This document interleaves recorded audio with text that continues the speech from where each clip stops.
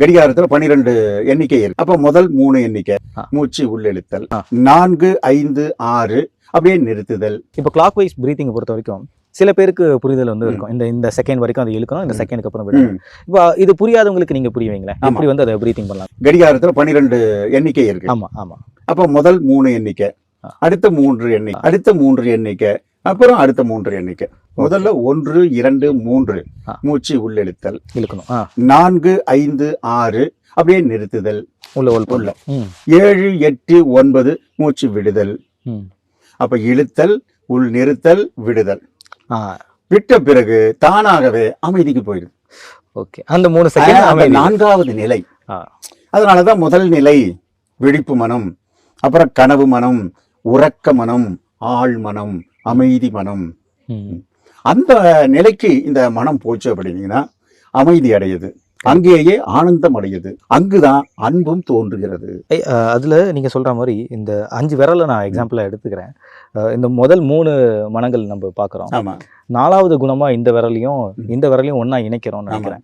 So இப்படி நம்ம ஒரு சின்முத்ரா வச்சு நம்ம வந்து மெடிடேட் பண்றோம்.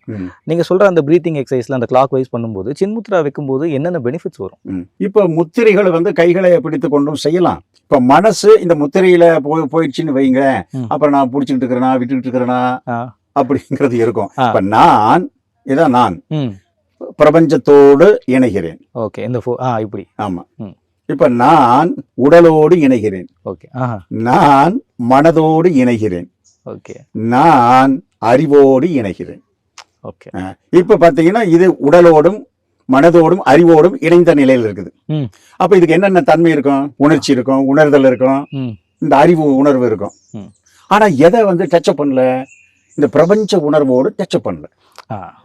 அப்ப இது இந்த உலகளாவிய நிலைகள்ல தான் இந்த ஆன்மா, இந்த அறிவு 4வது நிலை. நான் இந்த உலகத்தோடு இருக்கேன், இது தனியா இருக்கு, இதோட சேரல.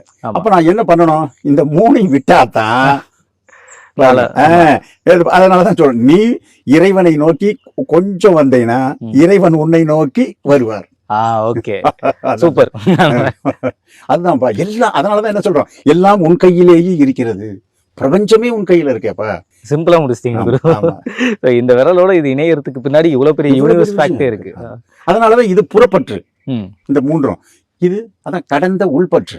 அதனாலதான் கடவுள் பற்றுனா. கடவுள் பற்றுனா ஏதோ ஒரு உருவத்தை பற்றுவது அல்ல, பிரபஞ்சத்தை பற்றுவது. குளோபல் பீஸ் டேக்காக நம்ம கோயம்புத்தூர்ல மிகப்பெரிய ஒரு ஈவெண்ட் வந்து கண்டக்ட் பண்ணிருக்கோம். அந்த நிகழ்வு பாத்தீங்கன்னா மக்கள் எல்லாருக்கும் ஒரு அமைதிக்காக நம்ம கொண்டு வந்துடுறோம்.